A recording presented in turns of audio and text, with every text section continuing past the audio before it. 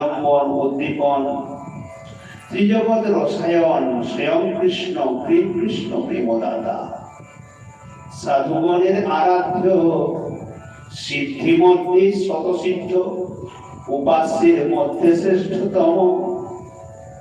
সাধুগণের যিনি আরাধ্য সিদ্ধির মধ্যে যে শতসিদ্ধ উপাস্যের মধ্যে যিনি শ্রেষ্ঠতম দাতা মধ্যে শ্রেষ্ঠ ধন প্রেম ভক্তি বিতরণ করিয়া করই আত্মসম যে গুরুদেব দানের মধ্যে শ্রেষ্ঠ ধন প্রেম ভক্তিকে বিতরণ করেন এবং দান করে আত্মসম করে তোলেন।